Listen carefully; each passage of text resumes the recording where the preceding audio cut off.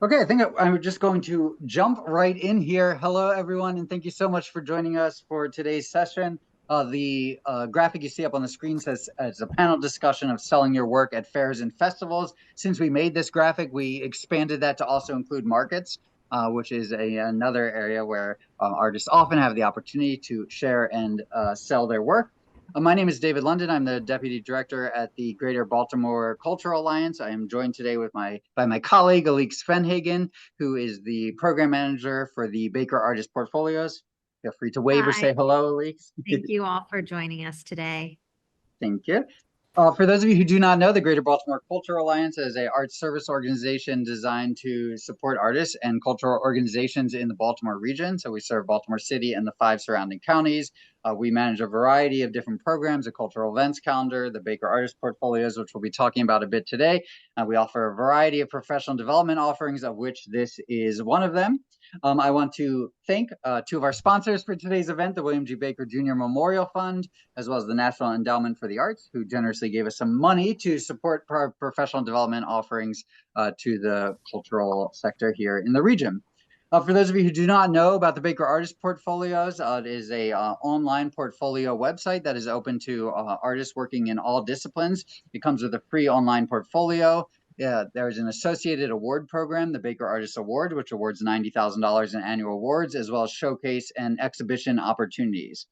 The Baker Artist Portfolios are connected to today's panel because we do have a summer opportunity that has been put out to artists who have a Baker Artist Portfolio to participate in 2 events or 2 series of events over the summer. One of them is WTMD's First Thursday Festival, and the other one is the Baltimore by Baltimore Festival. The First Thursday Festival takes place on the first Thursday of the month, June through September, where there will be a Baker Artist Alley, where any artist with a Baker Artist Portfolio is welcome and encouraged to express their interest and participate at the event by setting up in a 10 by 10 tent and showing and selling their work. The Baltimore by Baltimore Festival, usually on the first Saturday of the month, except in August. Slight switch to accommodate Artscape, which is the first Saturday, the first weekend in August. And similarly, Baker artists will have their own row of tents at the Baltimore by Baltimore Festival, where they are welcome to come and set up, show, and sell their work. We are joined today by Leanna Wetmore, who's the Director of Events and Programs at the Waterfront Partnerships, who manages the Baltimore by Baltimore Festival, as well as Sam Sessa, the Director of Events and Community Engagement at WTMD and WYPR. These are the 2 contacts who are helping us promote and manage these opportunities. If there are, I will actually hand it over to them for just a moment. I will go to Leanna first if you just want to say a few words, and then I will jump over to Sam if you wish to say a few words as well. So Leanna, take it away. Hi, thank you so much for including me, David, and thank you for supporting the Baltimore by Baltimore series, and for everyone on the call for being one of our artists. Has anyone been to the event? I know Anson, I know I see you. So the Baltimore by Baltimore Festival is a series that is at the heart of the Inner Harbor Amphitheater, the corner of Light and Pratt Street. And we really see the Inner Harbor, specifically the stage, as a great platform to support our creative communities, creative economy. And we would love to just see more fine artists in this space. We included some Baker artists last year, and I think it went really well. It was great to see the artists interacting with the public. We're seeing between like 3,000, 5,000, up to 8,000 attendees each Saturday, each first Saturday. So we have a lot of foot traffic, and some of that foot traffic overlaps with Orioles games and different the convention center and different conventions going on. So it's locals. Our mission is to support locals first and foremost and steward the promenade, but it's nice to see people from out of town coming and interacting with our talent. So we sort of took a note from WTMD with the Makers Row. So thank you, Sam, for inspiring, and Dave and Alex for encouraging, just making it possible to have the Baker Row.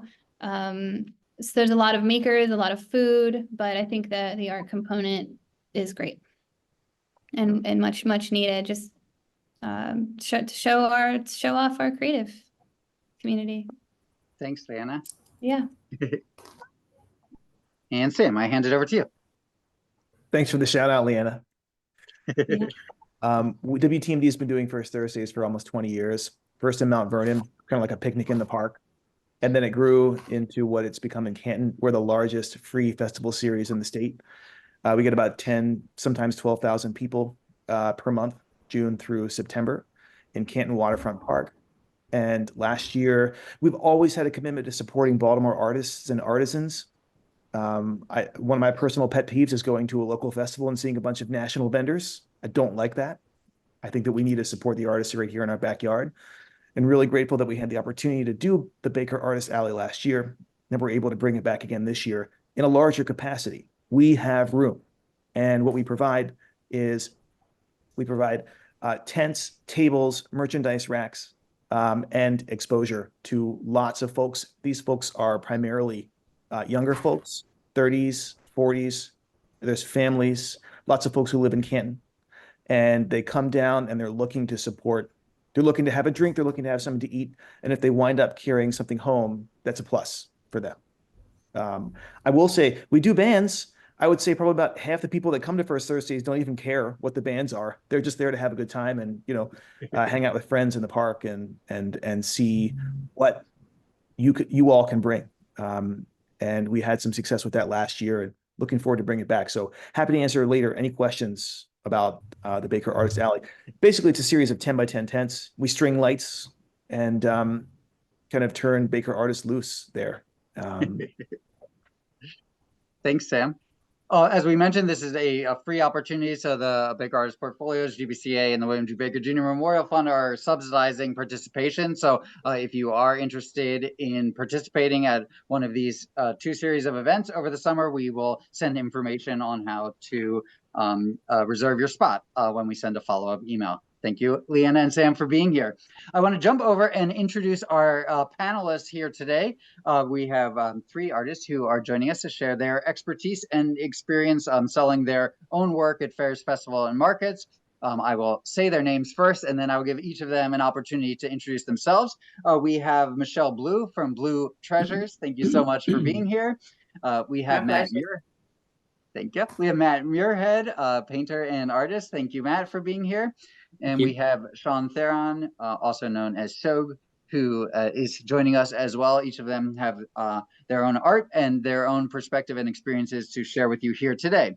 So I'm going to jump in. I'm going to hand it over one at a time to each of you. First to Michele to introduce yourself. I have a couple slides of your work that I will pull up while you are talking, and then I'll take them down so everyone can see your lovely face and hear what you have to say. So Michele, I hand it over to you. Great, thank you. Thank you for having me today. I am Michele Blue. I am a multi-dimensional artist. I, along with my mom, we make handmade one-of-a-kind pieces, one of one, no two of any being the same, with arrangement from clothes, from crochet to jewelry. I also work with ceramics. I make flower pots out of ceramic and old rags.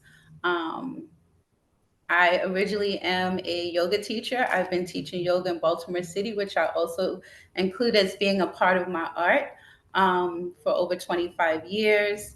I'm also a musician, and I just love art in any aspect of it and bringing a twist to it, allowing each individual piece to spiritually come from my soul to the purchaser. With creating a uniqueness and array of colors and expressing color as a method of liberation and self-enhancement and self-love. And that's pretty much who I am. I've been vending a long time in Baltimore and abroad a little bit. And my background, I used to work for a Rockaware clothing line, which allowed me to really learn fashion. I've been creating since I was 9 years old, but learning the business side of it, I can give credit to a lot of that from working with Rockaware clothing line and being an international rep and expressing my art through their art and vice versa. So that's who I am. Great. Thank you so much. Cool. I'm going to hand it over to you, Matt, to introduce yourself as well. Hey, my name is Matt Muirhead. I've been a painter since I left high school in like 1991. Mostly just supplementing income, shaving a few hours off the amount that I needed to, work a regular job. And it's just something I've always done. I've always enjoyed. I've done lots of different kinds of things. Markets, markets were one of the first things that I did as an artist. Just a local festival in my neighborhood where I lived in Toledo, Ohio in the early 90s. And, it was just like this kind of amazing experience of like, getting out in front of people and talking about what I was doing. And, art was always a way for me to, make a connection with other people. I'm a little shy, so it's sort of like a table I can set before me and another person, and we can look at the things on there and talk about them, and and it leads to other things. But I've moved around a lot, and but always sort of took painting with me, and what I've painted, has always been sort of a practical decision where I'm sort of like, well, how much studio space do I have? How much money do I have? What, what do people like? You know what I mean? That can help me further paint more, get more time in the studio. Um, since I moved to Baltimore, I've, really focused a lot on the city and architecture and things like that. And I have found that I'm perfectly able to sort of express anything that I want in the context of the city, and it seems to be like resonate with people. So that's sort of a great, I think one thing about when you're showing your art to people is, how are they going to relate to it? What are you going to grab them with and bring them into your world? And, Baltimore certainly is a place that has a lot of love for itself.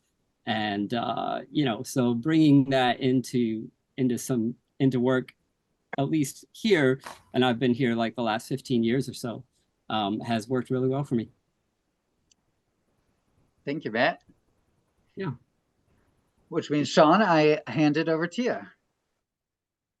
Wow, cool. Hey, thanks for having me. Just like everybody else is saying, where do I start? I mean, yes to both of everything that my other friends here have said. I started off back in 2006, and at the Visionary Art Museum downtown. I was not only an artist there, I was a staff member as well. And that's one thing I learned early on. If you're going to get involved in something, no matter what it is, it helps to immerse yourself, for me at least, in the environment of whatever direction that goes to in life and otherwise. Let's see, I do most of my work on reclaimed wood. So I'm really just joking around, like to say I recycle Baltimore. I use car paints, house paints, spray paints, acrylics, all to create big, vibrant, different art. And I've been deviating off of that a little bit lately. But I tend to stick in more of an abstract realm, and a lot of these big things you see are old closet doors or old parts of structures within the city, which is fun in itself. And then when was it, 2012, 2013, I decided to take the show on the road, quite literally. And I created the very first art truck around town, and I load that puppy up and I do it. I get out on the streets. I go to all the festivals that I can. I go to My most frequent haunt is the Baltimore Farmers Market under 83 on Sunday mornings. And, you know, I've got great love for the city. And when this city falls in love with you, it's got a great love as well for you. And it changes everything. Actually, there's a good shot just came up. That was taken 2 weeks ago downtown. That's fun.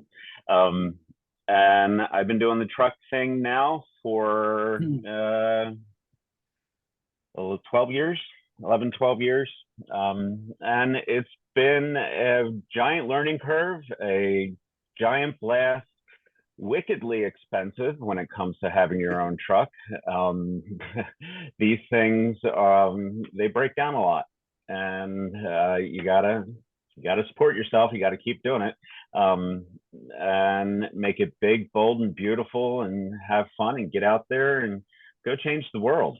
One of the biggest things that has come out of all of this for me is the sense of connection and community with each other that I'm getting with people all over the city, all over the state, and beyond. You really do, as Matt was referring to a little while ago, you kind of invite them into your world, and it's kind of a safe space, because I too am very shy when it comes to feeling like I'm exposed out there in a new environment. I have social anxiety, and I don't go to parties, if you know, that kind of thing. And I love being home by myself, just making the stuff, and that's great too. But if you want to eat, you best get out there. And if you want to pay your bills, you better do it. And if you want to live in the world that we live in, you gotta give it everything you've got. And I've been doing that. It has its highs, it has its lows. It's what people on my end don't see is that all of my work is in a sense, with the paintings at least, it's grunt labor, and it's almost like a construction job, because I have to source all of this material that I'm going to be painting on. And it's not only finding one cool piece of wood by the side of the road that's been run over and has some good like gouges in it that I'm going to paint up and do, and who knows where that's going to go after I do my thing. But it's also truckloads of doors from houses. I have a pickup truck, so you got to fill up the pickup truck with 40, 50 doors, and then you bring them back, and you got to prime them all, and you got to prep them all, and you got to sand them all, and you got to do all this stuff. And if you're a one-man band like I am, it's generally a lot of work. And over time, for me at least, the physicality of it all has wreaked havoc on this here body. And, you know, age also has a little factor in that. So I've been changing gears ever so. I don't do anything fast, so slow, ever so slowly. And I'm doing more work on lighter materials, on papers, on very, very thin plywoods that I'm finding from projects. Who knows where they come from. But I'm learning with myself, I have to go lighter. Yeah, it's been a wild world. It's been a wild life. I've been very, very blessed. In 2006, the museum started my career, and it exploded from there. And people from all walks of life, from very well-known folks to the rest of us, I've been blessed to have them like my work. Now it's been about 20 years, and it's been over 40,000 paintings, and I just keep going and going and going. And yeah, it's awesome. It's also tiring and it's exhausting, and it's everything. So yeah, that's a bit of me. Thank you. Thank you all. I'll keep rambling if I don't shut up now. Well, I got a list of additional questions, so there's many more opportunities to ramble here.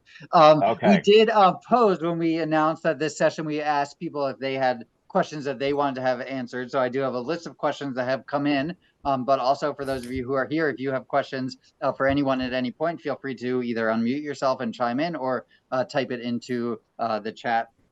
The next question that did come up a couple times when we solicited questions from people, and maybe this is the most important question we will ask, which is, what are one or two things that you wish you would have known when you started to sell your work in these types of settings? So for somebody who's new to selling their work in an outdoor fair, festival, or market setting, was something you wish you knew when you started that would have maybe saved you time or energy or saved your work, perhaps. So I'll start with you, Michele, and see if you have any thoughts on that to share, and then we'll jump to Matt and then back to Shawn. Sure. I'll piggyback off of Shawn. There's a lot of work. It's really exciting to gather your stuff up and be able to show it to the community, to show it to potential customers. But after doing it a couple of times, you realize it's a lot of work. It's a lot of work. I too have a pickup truck, so it's like packing the truck up, and then you get to the vendor location, and sometimes you have to walk really far to set things up. And I too am a one-woman show, so yeah, then you have to set everything up there. You work the whole day selling, a lot of talking, using a lot of energy. And then when the fun is over, you have to pack all of this stuff back up that is not sold. And I tend to always bring too much, even when I say I'm going to bring a little bit, because my work is pretty extensive. So it's like, I tend to say I'm going to bring a little bit, but then I'm like, oh, it's this customer that may need these pants. And, so I end up with like a whole boutique out here and not realizing that I have to pack all of this back up. Even if I do sell a lot, there's still always a lot to bring back from. The more I bring, the more racks I have to bring, the more tables I have to bring. I bring mannequins. So there's a whole lot. You pack the truck up and it's still not over. The party isn't still done. Then you have to unpack the truck. I have a physical, sometimes that night, because I have a physical location. So I want to put these things back into my location. I don't want the potential of them being in the car, getting messed up. I've had an incident where someone has actually broken into the car and stole a lot of my merchandise. So that has me skeptical about leaving it in the car overnight. So there's a lot of lifting, a lot of packing that starting out you may not think about, and then the second thing is the lack of support sometimes. You think that you create these great things and then everyone will think they are great as well. And sometimes, the potential can be disappointing and discouraging. Yep. Thank you. Matt, do you have anything you want to add to that question? I don't need to have you all answer all questions, so if you don't want to add anything, that's okay too. Some things I wish I'd have done early on. I made a lot of great paintings early on, and I resisted like making prints of those paintings. Part of it was financial, like, it's like I've made the painting and that's the thing. But, photographing them and then making prints of those paintings, like, part of my reasoning was like, oh, well, if people want it, they'll pay the money for it. But I, now that I'm doing prints, which I sell for like $25, it's sort of like everybody's got like $25. They go to a festival and they've got like some cash or whatever, and they're like, I'm going to spend this amount of money at the festival. And so you can, by having like lots of different price points, have very expensive things and then have things that are cheaper for people, because people will be like, I really like this person and I want to give them some money, but I can't give them a couple of $100 like that. That's just not in the cards for me. So, but I can give them $20, and then, and then you're always leaving a festival with something, because there's really nothing worse than like, spending weeks preparing, all the pain, maybe it rained, you know what I mean? And, and then you're going home and you can't even get the fried chicken meal, you know what I mean, to celebrate the day. that? So Oh. so like making prints and having just like lower price things, or like, a lot of different price points, I think is really good. And a lot of the work that I do is like iterative, iterative, and which means like I work with screen printing, and so sometimes I'm painting the same thing sort of over and over again, and a little bit different every time.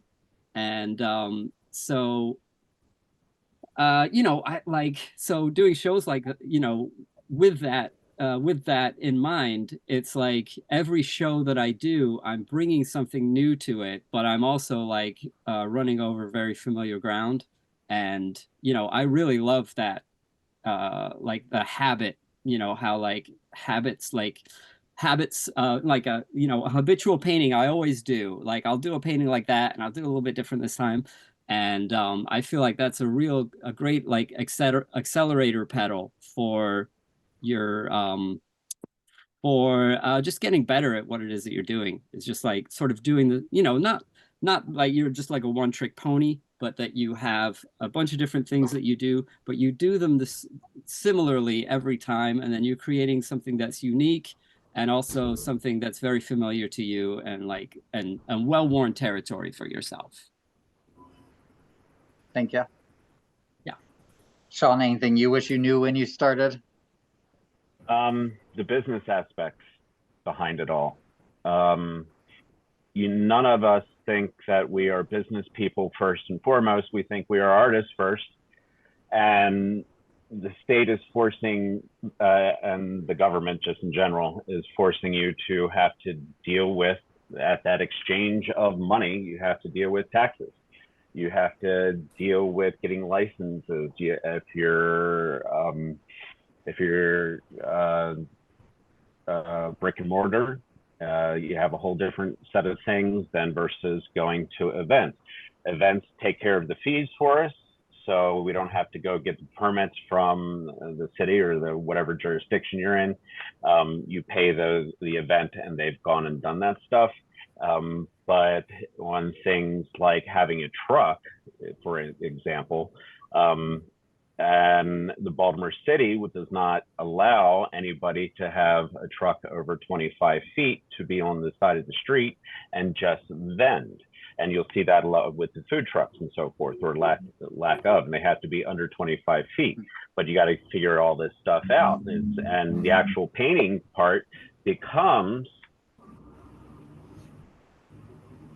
half of what you're actually doing if you're running your own thing. Yeah. Because you got to keep your books up, you got to pay your taxes, you got to get all your fees and pay all those. And then if something else comes up, you got to buy all your supplies, and you build all those things into your prices, and on how just to move forward with being a creative, and then putting yourself out there, and then first, it's very important to take small steps. Some folks, when they kind of go, I've noticed that they go, oh, well, I'm going to be this famous artist, and I'm going to need 5 computers and giant silk screening equipment and yada, yada, yada, yada, yada, or whatever the case may be. And really, you kind of just scale it down. Small steps are much better than big ones. And you'll eventually, if you actually need to find something or go buy something that's pricey, you got to be able to justify it. Or otherwise you're spilling out money and it's not helping you make money, then it's a bad deal. So the business aspects to everything, coming and taking small steps. I mean, a lot of it is learning curve that we all get to experience. There's some events I will do amazing at, and the person right next to me is having the worst event of their life. And part of it's clientele, part of it's just any number of different reasons. I can't give all the reasons, but there's a lot of reasons of what could be going on and not. So the business aspect of running your own thing would have been really freaking helpful, rather than stumbling through it. Yep. Because that's what you do if you don't know, and then you get things wrong, and that's fine. You're supposed to get things wrong. We learn from getting things wrong, but yeah, learning how to run a business. Yeah, thank you.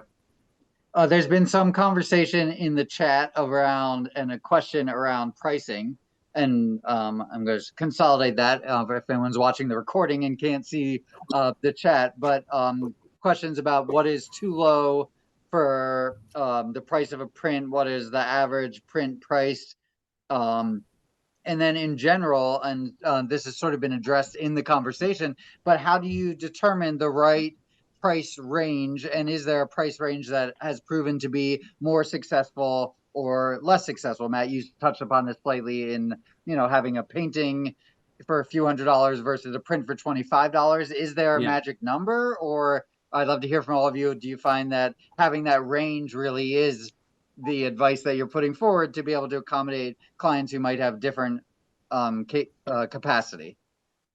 Yeah. I sell my prints for 25. They're like 12 by 16, 12 by 18, 11 by 14. People tell me 25. Yeah. People tell me 25 is too low. Like generally, like they come in and they're like, oh, only 25. Oh, I'll get 2, and so, pricing art is like the perennial problem for a lot of people. I've seen like stupid equations that people use, like, well, it's hourly, and then plus your time, like all these different things. If you're doing multiple festivals, you kind of get a feel for it. You know what I mean? Like, pricing is something I consider last, honestly. Like, I'll set all my stuff up, and then I'll got like sticky notes or something, and I'll just go through really quick, and I'll just put prices on everything. And sometimes, like, I'm in the middle of the festival, I'm like, damn, like this is just a really slow festival, and I'm not really selling anything, and I will just like literally go around and just like peel the prices off and like lower them, just so that I'm going home with some money. Yep. Thanks.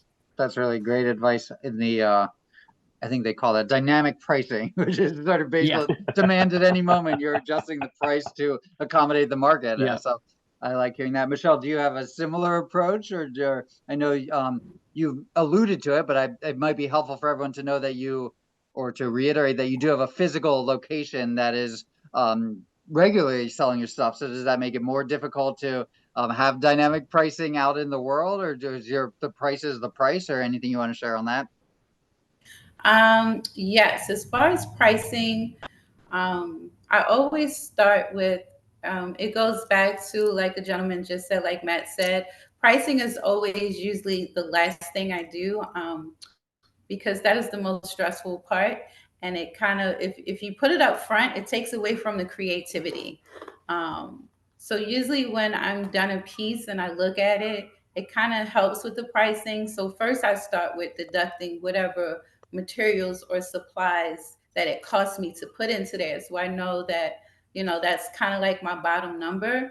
And then there's some pieces that I can create in 24 hours or less.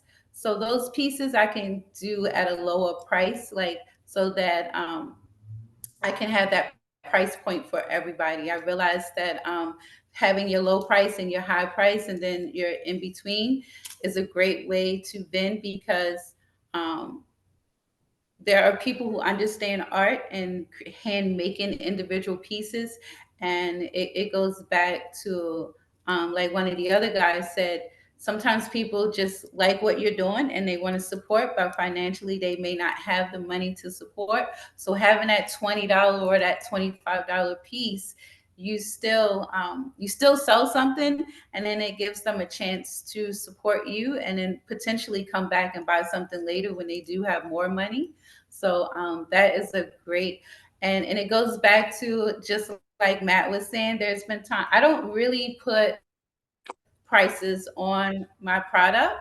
I kind of tell the prices based off of where I am, because there's been festivals that I've been at and I'm not making money. So then I can drop the price to my lowest price. I do set a low price for my items, and not go beyond that price, and then just keep it until the right person shows up to purchase it. Some of my special pieces, but different festivals call for different prices for me.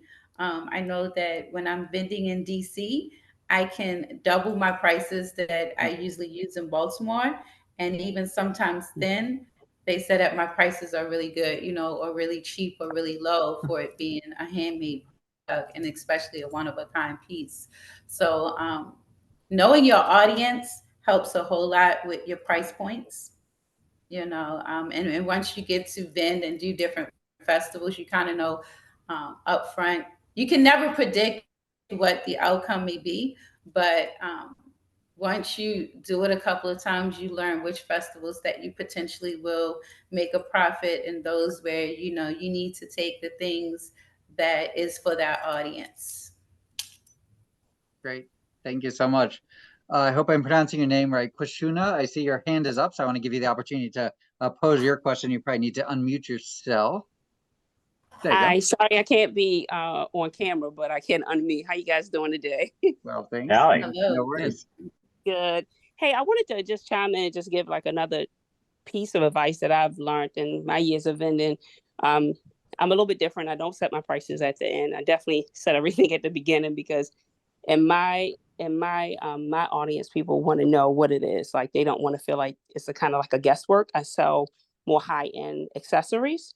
And so they're coming in expecting kind of to see, you know, kind of what a price is. But I will say, for those who do struggle with pricing, one of the things that I found, you know, when you do have higher price points, one of the things I've done is I've said like, hey, if I've seen somebody struggle, if they're saying like, hey, oh, can I get a discount? I'll offer them a discount if they sign my mailing list and to post to social media.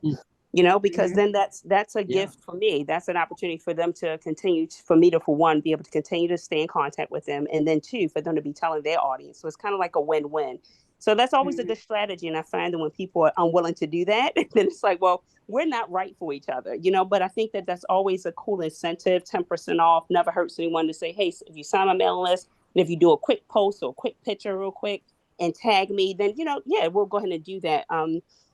Another thing that I found has been very helpful as well for those who are new to vending is really having a vendor questionnaire for those who are festival producers or first time events. I'll ask people like, hey, is this your first annual? I'll get some information about like spacing, where am I going to be located, things like that. And I will leave another tip that came to my mind. Is a lot of times when you do events, sometimes people will set you up in different places and you'll feel like, oh, wow, I want to kind of be that first table. I want to be that last table. But I found that none of those are good positions. It's like, I normally find that when you're at the beginning, people say, oh, I'm just getting here, so I want to walk around. And then if you're at the last, they'll say, oh, my goodness, all my money's gone. I wish I saw you earlier. So I would say be somewhere in the middle, try to get a good position there. Make sure your marketing is on. You look good. You're talking to people, not over talking, because no one wants to be overly sold. But, you know, because I'm an artist and I support artists as well, I see sometimes when I do it well, sometimes when I don't, and obviously when others are doing it well, and sometimes when they can do it better as well. So I think that just being very warm, welcome, greeting, great lighting, and, you know, introducing yourself, but then also too, then falling back and allowing the customer just to shop always works. So I just wanted to share. That's all. Great. Thank you so much. Good advice. Yeah. Absolutely good. Yeah. I like that discount for a social media post or follow you. That's great. Yeah, I was thinking the same thing. I don't do discounts if somebody asks me flat out. I've worked far too hard for the work itself, just to create it all. And I don't devalue my work. And my price points are, sorry, I just jumped in here. My price points, I kind of go by size with my stuff. Like Matt, my 12 by 18-ish stuff is something in the range of $25. And that's for an original, right? Is that a that's print? On the print side. Okay, yeah. Actually, for what when I was in high school, this is a backstory a little bit. When I was in high school, I worked in a t-shirt print shop, and that was great. And I was there doing the silk screening. But then I grew up, I got old, and I started to do my own thing. And I turned to Matt here and I said, Matt, I'm doing all this insane line work. Can you teach me how to do some silk screening so I can do all this line work and a silk screen? Because in a lot of I my work, remember. there's a lot of line work. Yeah. You know, and Matt, it's funny because when I taught you, I had never taught anybody screen printing before, I don't think, at that point. And I was like, I'm gonna try using the sun to expose the screens and do it outside. And I use that method now exclusively. So oh, that's like awesome. teaching you a thing, I had to teach myself something. And That was good. great. Yeah. Yeah. And you know, it was also good to be able to turn to somebody in the community that I knew, who was a friend, and say, hey, listen, I need help on doing something. Can you help me? Mm-hmm. So he reintroduced to me the whole silk screening process, and a lot of it I hadn't done before. So that was good to be able to reach out, and I give Matt credit for teaching me how to do silk screening, which is a fun thing. And there was another point I was going with earlier, but I've forgotten that now. So I'm just going to sit here and look pretty. So Matt, you mentioned the sun, and it just started raining outside my door. So I want to get to a question that several people proposed when we asked for questions, which is, how do you deal with the weather? Which is a major consideration when dealing with outdoor fairs, festivals, and markets. So I want to give each of you the opportunity to talk about preparedness, emergency response, craziest thing that ever happened. I'll start with Matt and go to Michele, and then go to Shawn. And yeah. It sucks. The weather Rain kills all events. Oh my God. Like last year, Hamden Fest, one of my biggest festivals, and they canceled because Artscape moved their thing, and then Artscape pretty much rained out. So I lost so much money last year. I was broke for months. Like basically that was my fall, and it was like zip. You know, I broke even barely. Like as far as festivals, like I put artwork on walls, and I do little shows and exhibitions and stuff like that, and so that like fills in the gaps. But I lost so much money because of the weather last year. So yeah, indoor shows are great. It's terrible for the event producer too, let me tell you. Yeah, I can imagine. Before I go, may I just chime in really quick on a couple of points that I heard from all of you that were really great, Matt and Shawn and Michele. Michele, you mentioned energy, and I think that's like a really big one. There's nothing like coming, like there's sale, like, and Shawn, you mentioned business, like there's a lot of sales kind of involved in this, and that like being at your table, not on your phone, or like not kind of in a corner with low energy, but some of that like just putting it on to get through the day of engaging people. Like I see people selling more just because they're out in front of their table talking. Like that's a point that really stuck out to me. And another point is, you mentioned also community and like the end of the day and how hard, like the clean up the end is the hardest, but that's also when a lot of that like community gets made too. So there's a lot of some of that nice, like we're all in this struggle, like it now started raining and we're all dehydrated and we're cleaning up, like kind of maintaining composure and like just celebrating that we did that together. Like that just has created so many wonderful relationships, that moment at the end. And then Shawn, you mentioned like the business, the paperwork, like we're trying to promote people, and we always are looking for like the best photo that you have, right? Like then people will send like a screenshot of, or like a small photo that's blurry or something. But like part of promoting yourself so that we can promote you is like having a tight photograph and like getting that paperwork back up, because we want to work, like we don't want to chase people. We chase people around a lot, but like we'll always call on you if you like get your paperwork right back in and give us a really tight photo. So those are some things that just make our life easier. And then one more thing is to have a business card. I think just even if it's your Instagram, I think that was really good. But having something that you can give to someone, because I think a lot of people, especially for your higher price points, and I appreciate that, Matt, the various price points we see a lot. But giving something to someone to take home because they'll check you out later. Those are just a couple of things that I noticed. Yeah, I've you. started using QR codes a lot for that kind of thing. Like people just be, oh, a QR code, they know what to do with it now. You know, it's Yep. Yep, right on the side of my truck, I had a sticker made, and it's a big QR code, yeah. 12 inches by 12 inches, and they take pictures all day long. You can always use a QR code to your Baker Artist portfolio as well. Putting that out See, there you go. Brilliant. Mhm. Michele, did you have anything you wanted to add on the weather front before we move on to our next topic? Well, if it's outdoors and it's raining, it's pretty much over. Like Shawn said, Yep. indoor events are great, especially if there's even a chance of rain, because there's so many events that were set up months ahead of time. And if the rain happens, it's just a bummer. And you're, like you said, you lose financially. So if it's outdoors and it's going to rain, it pretty much isn't going to happen. It pretty much is impossible on all levels for you to have to stand out there in the rain and for people to actually show up in the rain to spend money. I don't think it's going to happen. So, yeah. But yeah, I want one follow up on that real quick. Be prepared for the rain all the time in my world. I do a lot of street stuff, and it can rain for half an hour and be done. Artscape's infamous for that. And so for that half hour, you are throwing plastic coverings over top of everything just so it doesn't get wet.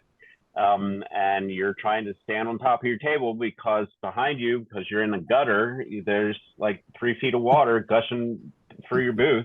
And half people aren't prepared for that. And they lose stuff. They lose a lot of their hard work or their equipment. And so always be prepared for the rain. Weather is always a thing to be on top of. For me, it helps out with the truck because I just throw everything in, I close the doors, and wham, bam, boom, thanks, we're all protected. And people can come in and shop, but people are soaked at that point in time. And I can deal with a little bit of water, but I can't deal with a lot of water. And water gets all over things. And next thing you know, you're going back and you're trying to, if you can, repair your work or you lose your work in a lot of cases. So be prepared. That whole Boy Scout motto, the only thing I ever learned, just be ready for the rain. Thank you. There's been a lot of conversation, one question in the chat about sort of the dealing with or embracing or utilizing the social nature of vending and how you sort of work through if you happen to be antisocial or how you embrace these settings to get to know people. I have purchased things from all 3 of our panelists today, and some of whom I didn't know at the time. And, you know, I would say from personal experience that smile and that welcome in is the first reason that I want to give somebody money in the first place. So I'm just going to put the general topic out here of like dealing with or utilizing or facing the social aspect of this. If you have any tips or pointers or thoughts related to the social aspect of vending in these settings. Who wants to go? I'll go. There you go. You know, for me, I absolutely love getting out with my work. It is, you know, it is a very lonely, you know, being an artist can be a very lonely thing. I have long hours, hopefully long hours in my studio, although with kids, it's, I'm sacrificing a lot of, you know, hours, not in my studio, but, you know, so when I get out in front of people with it, I'm excited, you know, and I've been hopefully drumming up excitement through social media by posting pictures of work that I've done, like through the week, like leading up to, you know, I don't post too far out. I will let people know maybe, you know, in 3 weeks I'll be doing this thing. But, you know, every post that I do in the week before that event, I am going to be promoting that event and saying, I'll have this painting at that event. I'll have this painting at that event. And so, but, you know, once I'm out there, man, it's just money and compliments, I feel like. You know what I mean? Is people telling me they love that thing, they love what I did there, and even giving me money. So, you know, I'm generally super pleased to be out in front of people and, you know, in my world, right? I bring my whole entire universe with me in that tent, and people enter into my world, and I'm very comfortable there. So yeah, like, smiling at people, kids, like I give a lot of stuff away to, like, if some kid is like really into what I got, I'm just gonna give them a thing, so I make Yep. sure I have lots of things that that I don't mind not making any money on. I have a lot of prints, and they, prints, honestly, they cost like $2, maybe $3. And if I'm making like $5,000 at an event, I can certainly afford to make some kid's day. You know what I mean? So and drink a lot of coffee. Lots. Yeah. Lots of coffee. Yeah. I know for me, it's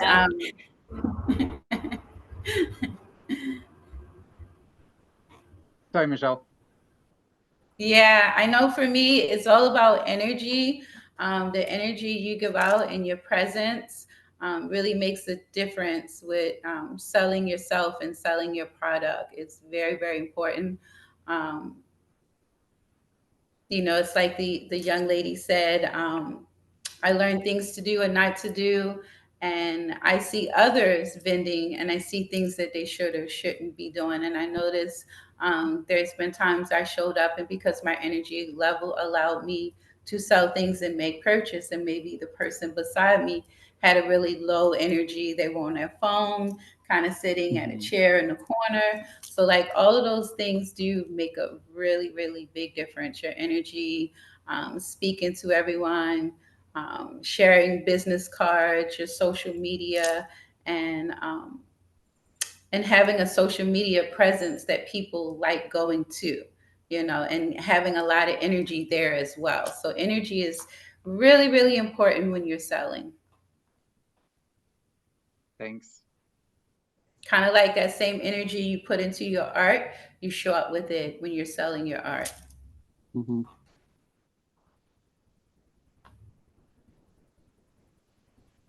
Somehow we are already coming up on an hour. We still got a couple of questions coming in here. Alexa says, what do you do if you need to use the restroom? Step away from the table for a bit, or to ensure that your stuff isn't at risk of being stolen. That's an incredibly practical question. So I pose it to all three of you. Well, you make friends with your neighbors, first off. Yeah. Yeah. You just naturally do. If you're out there and about, you're just like, hey, what's up? How you doing? I'm Shawn. First thing in the morning. I haven't had my coffee yet, but as soon as I'm done setting up, we'll chat a little bit more.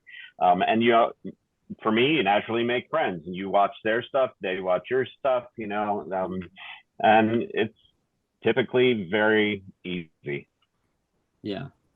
I guess it depends what you're doing. I guess if you're like small pieces of jewelry and small things that like have great value and that are easy to like slip in a pocket or something, that's going to be different. For me, I think, they're large pieces of paper that I have to put in a plastic sleeve, or like they're big, huge canvases. Somebody's going to notice. No, not many people probably have the balls to like, steal something like that from me. So usually. Guess what I'm going to try next door. Huh? Guess what I'm going to try. Yeah. Do it, man. Sure, I'm let's honored. see what happens. I'm honored by theft. Theft honors me. Yeah. But so sometimes I'll just roll. I'll just be like, or somebody's looking in there, and some people look at my stuff for like 10 minutes. So I'll be like, hey, I'm just gonna like roll out to the bathroom. It's just over there. I'll be like 5 minutes, and I will put my customer in charge of watching my space. Yep, absolutely. Yeah. And I've never had a problem. Yeah. At least that I know of. Maybe something got stolen. I don't know. I'm getting old and dodgy. Whatever, Whoops. Michele, anything you want to add to that? With Shawn, make friends with your neighbor, and you watch each other things. Yeah. That's the best thing. Yeah. We're all in the same boat. We're all trying to do the same thing. Yes. We all pee. And we all pee usually. Yeah, we all pee and poo.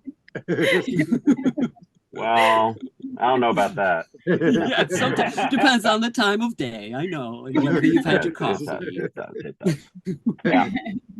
So we are approaching an hour. So I want to go back through our panelists in the original order of Michele and Matt and Shawn for any parting thoughts they wish to share. Before we do that, I just want to put this back up on the screen as a reminder for those who are here now or for those who are watching the recording. We do have this variety of opportunities that are being subsidized by Baker Artist Portfolios and the Greater Baltimore Culture Alliance. If you wish to participate, we will share this information by email, or you can email us at baker@baltimoreculture.org, and we can put you in touch with the right folks or the right forms to get you a vending spot at these locations. We're also sort of expanding the notion of vending and for other disciplines. We've had visual artists here today, but certainly if you are a poet or a literary artist and you have chapbooks or other materials you wish to sell, or you're a musician who wants to sell CDs or hand out cards for download links,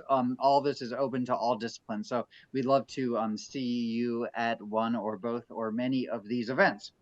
With that said, I'm going to hand it now to Michele for her closing thoughts, and we'll move through the rest of our panelists, and we will wrap up here shortly. So Michele, I hand it to you. Yes. One of the things I want to say that I did do Baltimore by Baltimore the last time that they did it, and I could put that at one of my favorite events that I did. One of my favorite vending events that I did. I love the way that everything was set up and everything was provided for us. We didn't have to like bring tents or chairs or anything. And it was a really good event to meet other local Baltimore creators and artists as well, and to expose ourselves to a lot of out-of-towners as well. So that was, I just wanted to say that was one of my favorite events that I've done recently. And I'm sorry. That's okay. I was just saying, great. Okay. Yeah. Okay. That is also, Michele, if you remember, that is where I first encountered you, was at the Baltimore Festival. So, yeah. Yeah. Great. Matt, I kick it to you for any closing thoughts for us here today. Yeah. So, I have been doing stuff in Baltimore basically since I got here like 15 years ago. And I was nobody when I first got here. And I would apply for shows and I wouldn't get in. And I sort of like took this attitude like, they don't like me, they don't like my work, they're jerks, they're assholes. They don't call it the Charm City Craft Mafia for nothing kind of thing, you know. And you know, and so, you know, and as my work grew and I got better and I refined what it was that I was doing and started to pick up some traction, I found that I could apply to get into shows and I would get in, you know. And I was like, you know, I think that you and so, you know, and now I apply for shows and I do get in. I get into the Holiday Heap, which is like a super tough show to get in. There's like so many people that apply for that show, and it's just a limited space at 2640. I get into Artscape, like, you know, so I just want to say that you keep doing it, you know, don't take no for an answer, accept that no is the answer, but just be like, you know, I got to just come back next year, you know, and get the application in and do it. You know, maybe it costs $10, maybe it costs $50. I don't know. There's a lot of like expensive applications out there depending on the show, but just keep applying and keep making your stuff better and being humble in the face of a no, because, you know, it doesn't mean you're worthless. You know, there's all kinds of circumstances you might not get into a show. One is like, there's a lot of people doing that kind of thing and they only have, you know, they've got like 3 people that are doing that kind of thing already. And so, you know, they didn't need a 4th person to do that kind of thing at that show because they have to curate and all that. So just keep trying and keep applying to get into shows, and, you know, you'll get better and you'll get in eventually and you'll be a staple of the community like we all are. Oh my goodness, I'm a staple now. Yes, you're a staple. You guys are all staples. That's amazing. Um, I've never been as stable before. Just a peg, just pegged. Yeah, well, You pegged as a usually a staple now. thumbtack, but hey, you know, I'll go with stable Yeah. now. That's good. This is way good. Any closing thoughts from you, Shawn? Let's see, a little bit on what Matt said. There are circumstances for shows that they don't let you in. For me, I love talking about my truck. I love my truck. It is my setup, always set up. I never have to set it up. I never have to break it down. All I got to do is put some stuff out. It does all the hauling for me. And a lot of this is by design because physically I broke my back in 2012. I can't do a lot of the big setup stuff. And that's kind of what gave birth to the whole, let's get an art truck. Let's make an art truck thing out there and serve art to the world. And but simply, and because of that, I don't get into certain shows. They don't have room for a truck. It comes down to that. Or when they go, well, will you set up outside or without your truck? And I go, can't really do that. I can't really do that. Or it's too big. We have limited space. All those things for me kind of happen. Or we just don't like your stuff for this show. You know, that happens too, because, you know, it's not just about the truck, it's about the work itself. And as Matt said, there are plenty of reasons why. And I do take it personally when I don't get in the holiday heat because everybody's my friend and they don't love me. Oh, that's sad and true. And I have thought that way before. And we all, Me too. You're human. You're human. You do. You do. It bums you the hell out sometimes. Yeah. Last year was my first artscape. And because of that, word got out that I didn't get into artscape. And the people who have that giant billboard sign on top of the Metro Gallery down by Penn Station, Artscape gives those people who own it that side street. And they called me up and they said, bring your truck to Artscape. Aww. And they said, that's amazing. And I was like, this is incredible. So even though a hurricane came through or tropical system came through in the middle of Artscape and it was a big bust, doesn't matter if everybody in the world knows you still have the bad times. You know, Artscape was a bust. It ruined the rest of my fall as well. Because we know what Artscape's going to do. It's massive. There's 300,000-400,000 people that come through in that thing. And if you work your butt off for months getting ready specifically and only for Artscape, because you're going to make it. You're going to make money in the end, and you're going to live off that money for an extended period of time. So that comes into play. For me, I have a lot of price points as well. My least expensive thing tends to be $25 because there's only people who can afford $25 out there. And they're college students or they're just down on their luck. There's people who can afford a large painting for $500-600. I've plenty of them as well.